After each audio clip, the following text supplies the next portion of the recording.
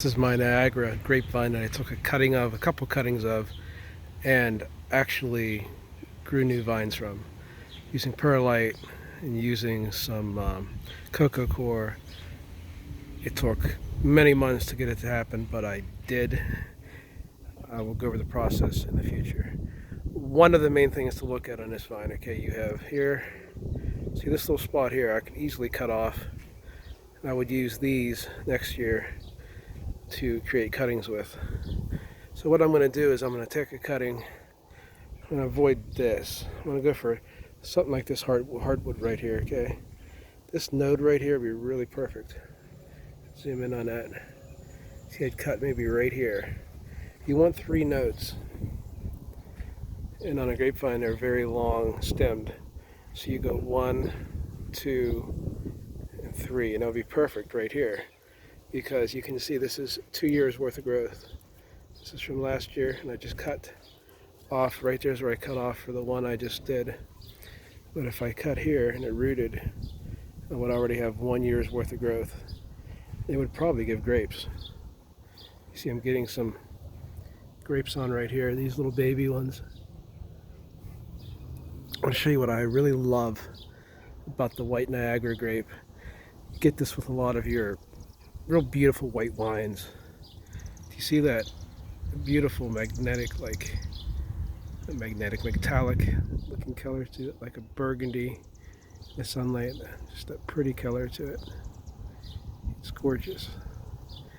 And if you want to have better grapes, okay, first of all, once you get it to this point, you want to eliminate everything from about here down that comes out. It's new growth. Okay. Eventually I'm going to have it about up to there. So I'm training it to go on this that I made. But let's say I want to cut it back. Okay, here's a good example because there's no grapes on it.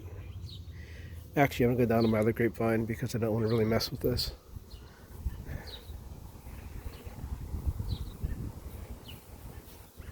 You want to prune it back and really get good grapes on it.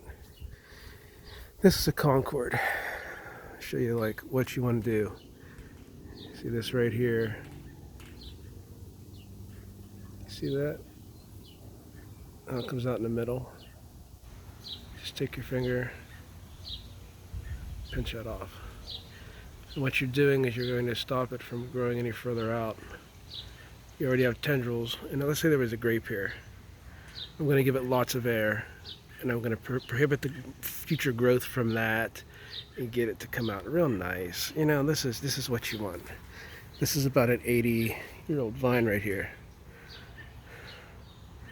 And I'm going to do with the other one what I did with this one. I didn't really do this one.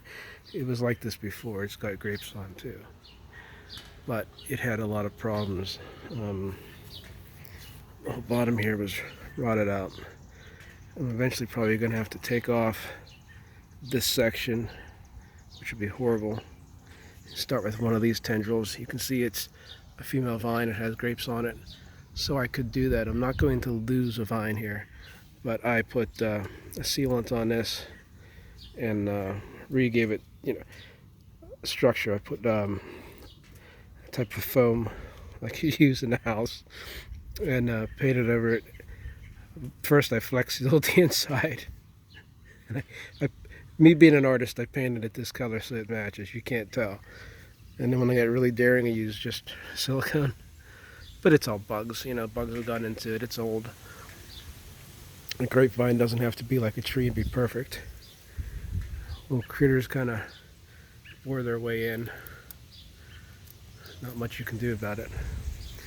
This is going to be a good vine this year. And again, here's another one of these tendrils. It's going nice and high. I don't want it to grow up into the tree. I'll take this middle part, just clip it off. Do the same with this one. And I'm going to force it to give a lot of that nutrient that's going to be going into growth into the grapes instead. keeping it small and compact. I don't need a grapevine that's going to be growing 50, 60 feet tall, because that's what they do out in the wild. They grow as high up in a tree as they can, and they start giving grapes. I don't need something like that. I want to train it. Part of having a grapevine is training it to stay small.